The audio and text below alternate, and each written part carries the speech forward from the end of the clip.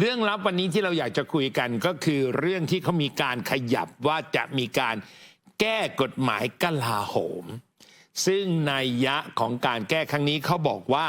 จะเป็นการลดอำนาจทหารจริงแท้แค่ไหนอย่างไรเราต้องถามท่านนี้ค่ะเพราะท่านเป็นอดีตหัวหน้าศูนย์ปฏิบัติการพิเศษศูนย์รักษาความปลอดภัยแห่งชาติพลโทนันทเดชเมฆสวัสดิ์ค่ะสวัสดีครับอาจารย์ครับสวัสดีครับเป็นยังไงคะทันทีที่ได้รับฟังข่าวว่าเขาจะมีการแก้กฎหมายกลาโหมมันก็เป็นปกตินะครับของพอรัฐบาลพลเรือนขึ้นมาก็คิดถึงเรื่องปัญหานี้นะครับคิดถึงปัญหานี้แต่จริงๆแล้วเนี่ยพระราชบัญญัติจัดระเบียบกลาโหมที่ทางรัฐมนตรีกลาโหมต้องการแก้ไขนั้นนะครับเขาทำไว้เพื่อป้องกันนะครับไม่ให้ระบบการบังคับบัญชาของทหารผิดเพี้ยนคือทหารเนี่ยอาจารย์มันเป็นหน่วยงานที่ใช้อาวุธร้ายแรงแล้วก็ต้องมีการดูแลมีการวางตัวบุคคลกันมาตั้งแต่ระดับผบ.ร้อยผบ.พันนะมาเป็นผู้การกรมแล้วก็มีการผู้ใหญ่ทุกคนก็จะดูแลว่าไอ้คนนี้มันเหมาะสมที่เป็นผู้บัญชาไหมเป็นคนดีไหมเป็นอะไรไหมก็มีการคัดเลือกกันขึ้นมาตามลำดับนะฮะคนที่ถูกเตรียมตัวที่คัดเลือกเขาต้องวางตัวเป็นคนดีมีความขยันขันแข็งในหน้าที่การงานใฝ่หาความรู้ทั้งหมดมันก็จะเป็นสายขึ้นมาไม่คิดจะใช้อาวุธง่ายๆกันใช่ไหมครับคือพวกที่ขึ้นมาเนี่ยมันจะต้องคุมทหารที่ใช้อาวุธได้นะฮะโดยเฉพาะทหารระดับล่างซึ่งอยู่ติดกับอาวุธเพราะฉะนั้นถ้าเผื่อนักการเมืองต้องการย้ายจริงๆก็จะย้ายเอาพวกพรรคพวกซึ่ง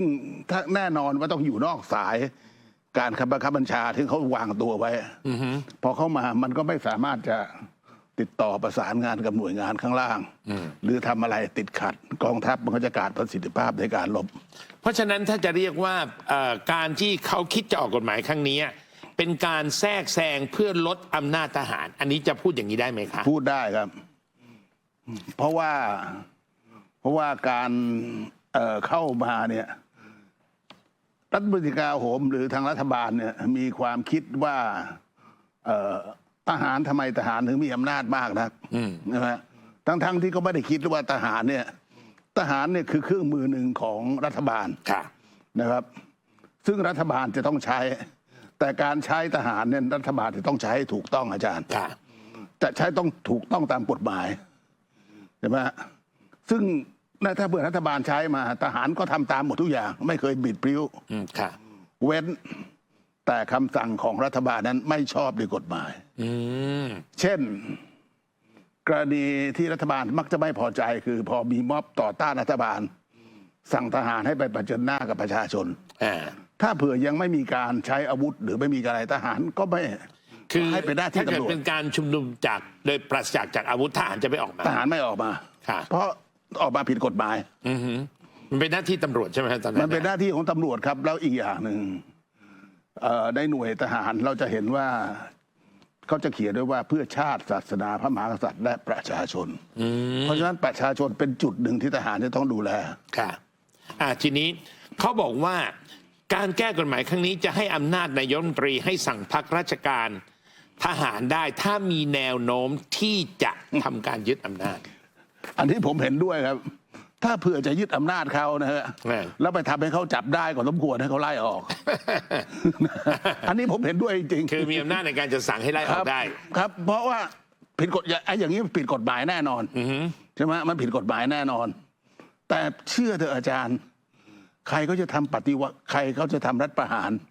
นะฮะเขาจะมาทิ้งหลักฐานไว้ให้ตัวเองมานะย่อมไม่รู้อยู่แล้วย่อมไม่รู้อยู่แล้วว่าแล้วมันป้องกันได้จริงไหมถ้าสมมติว่าเรามาแก้กฎหมายเนี่ยไอการจะป้องกันไม่ให้เกิดการทำรัฐประหารเนี่ยมันจะทำได้โดยการแก้กฎหมายกลาโหมหรือมันควรจะเป็นอย่างอื่นมากกว่า จริงๆแล้วมันควรแก้ไขที่นักการเมืองนะอาจารย์เพราะว่าคุณทักษิณก็เคยพยายามตั้งแต่ยังไม่มีกฎหมายนี้ก็มีการแทรกแซงแต่งตั้งเพื่อนเป็น ระดับผู้การกรมเป็นอะไรๆมาแล้ว ค่ะ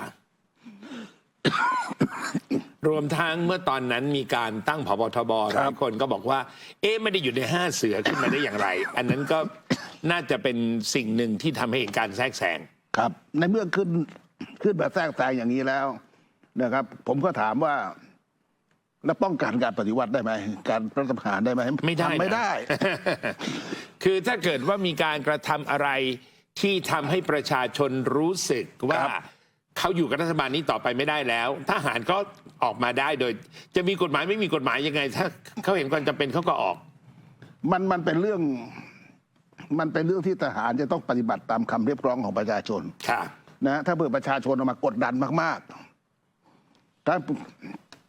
การรัฐประหาร2 ครั้งหลังเนี่ยอาจารย์จะเห็นได้ว่าทหารเนี่ย ทนจนถึงที่สุด แต่ฟังเสียงเรียกร้องประชาช ครั น บ ทนจนถึงที่สุดจนทั้งประชาชนกลด่าไม่รู้จะด่ายังไงแล้ว อืม ถึงต้องออกมา ค่ะ มีคนเขาพูดกันว่าในการแก้ครั้งนี้เนี่ย เพราะต้องการให้การเมืองเข้าไปมีส่วนเกี่ยวข้องกับการตั้งคณะกรรมการคัดเลือกนายพลใครจะได้เป็นนายพลแล้วไปประจำอยู่ตรงไหนอะไรยังไง ตามข่าวที่มีอยู่เป็นเช่นนี้จริงหรือไม่คะ จริงครับ ถ้าเผื่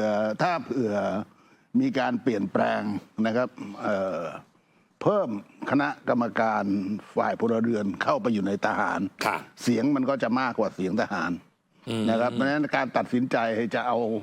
ใครขึ้นมาเป็นผู้บังคับบัญชานะมันก็จะตกไปอยู่กับฝ่ายพลเรือน ตอนนี้อย่างที่ผมบอกอาจารย์ว่ามันก็จะทำให้สายการบังคับบัญชามันยุ่งเหยิง ค่ะ นะฮะและก็จะเป็นตัวเร่งให้เกิดการรัฐประหารขึ้นจริง ๆ เพราะทหารที่เป็นผบ.พลที่เป็นรองผบ.พลเนี่ยพวกนี้อยู่ได้ด้วยความเคารพนับถือของทหารระดับล่าง ค่ะ ถ้าเผื่อทหารระดับล่างเขาไม่ให้ความเคารพนับถือ ตัวเองเป็นผู้บังคับบัญชาก็แทบจะไม่มีอะไร ค่ะ เพราะฉะนั้นเขาก็จำเป็นต้องรักษาเกียรติยศของเขาไว้ ค่ะ นะครับ การโต้ตอบมันก็อาจจะเกิดขึ้นได้ ทีนี้ก่อนหน้าที่จะมีการแก้เนี่ย วิธีการตั้งนายพลใครจะเป็นนายพลอะไรแล้วไปอยู่ที่ตรงไหนอย่างไรเนี่ย แต่เดิมก่อนที่เขาคิดจะแก้เป็นไงครับ แต่ก่อนเดิมก็แต่ละเหล่าทัพก็ส่งขึ้นมา ครับ เพราะแต่ละเหล่าทัพนั้นผมอย่างที่ผมบอกว่าเขาดูมาแล้วว่าใครสมควรจะขึ้นมาเป็นและใครเหมาะสม ครับ นะฮะคนที่มีความรู้ทางด้านเสนาธิการก็จะขึ้นมาเป็นเสนาธิการ ครับ ทุกคนจะตั้งขึ้นมาตามลำดับ อือฮึไม่มีการข้ามห้วยนะ ไม่มีการข้ามผู้ให้กัน ค่ะ นะฮะ ทีนี้การที่เขาแก้อันเนี้ยเขาต้องการลดอำนาจทหารและไปเพิ่มอำนาจนักการเมือง ถ้าเราจะพูดอย่างนี้ได้ไหมครับ ได้ครับพูดอย่างนี้ได้ แต่ผมรู้ว่าทางพรรคเพื่อไทยเขารู้ว่าทำไปไม่ได้ผลอะไรนะครับ และนอกจากการไม่ได้ผลแล้ว ยังส่งผลเสียต่อพรรคเพื่อไทยเอง อืม ด้วย เพราะฉะนั้นหมากนี้ผมคิดว่าเป็นหมากที่อาจจะมีบางส่วนหนึ่งไปทำสัญญาไว้กับก้าวไกล หรือไปทำอะไรไว้ก็เสนอทิ้งไปอย่างนั้น เพราะถ้าเกิดมีการลดอำนาจทหารลดอำนาจกองทัพ มันดูเหมือนมันจะสอดคล้องกันนโยบายของพรรคก้าวไกลที่เขาวางไว้ ใช่ครับ ทีนี้เอามาเรื่องนี้ กระแสของการปลดหรือไม่ปลดคุณสุทินนะครับ ครับ อันนี้จะเกี่ยวข้องกับเรื่องของการที่จะแก้กฎหมายกลาโหม มากน้อยแค่ไหนอย่างไรครับ เรื่องการปลดหรือไม่ปลดกับคุณสุทินเนี่ยนะครับ ผมคิดว่ามันไม่เกี่ยวข้องกับเรื่องการแก้ไขกฎหมายกลาโหม เอาเหรอครับ ยังไงเขาก็ต้องเสนอเรื่องนี้เข้ามาอยู่แล้ว ไม่ว่าใครมาเป็นนะเพื่อให้มาค้างอยู่ และเพื่อแสดงท่าทีอย่างชัดเจนว่าพรรคเพื่อไทยก็มีแนวคิดที่จะ